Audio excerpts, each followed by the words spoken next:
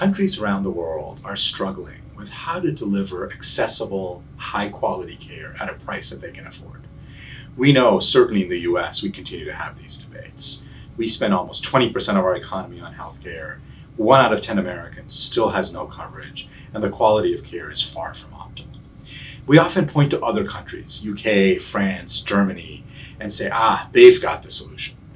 But when you actually speak to people in other places, they point out that their countries are struggling too, with different set of challenges. And we have now lots and lots of data that tell us about performance of each of these countries. But beyond the numbers, we need the stories. We need to understand, what is it like to have cystic fibrosis, a disease for which we've made so much progress in a single payer system like the UK, compared to a country like the Netherlands, which has a big role for private insurance? What's it like to have heart failure in Germany versus having heart failure in the US? Is access to high-cost medicines a real problem? Or is this an issue that's been overblown? And what about the social care system? How well does the social care system integrate and interface with the healthcare system?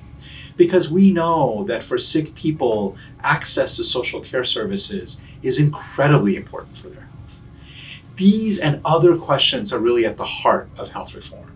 And these are the questions that we need answers to.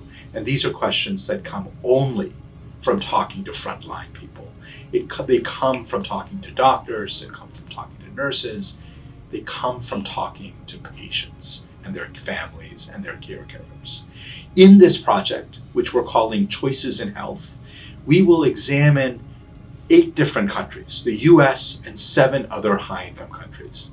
And what we will do is we will talk to people on the front lines. We will try to understand how the choices that their health systems make affect people on a daily basis. How does it affect what a doctor can do in clinic? How does it affect how a nurse can care for somebody in the hospital? How does it affect what happens to a patient when he or she goes home? So join us on this journey. Give us ideas about how to do this well. We will have a broad conversation with a large number of individuals and stakeholders across all of these nations to try to better understand and synthesize the key lessons that will help all of us deliver better care for all of our patients. Thank you.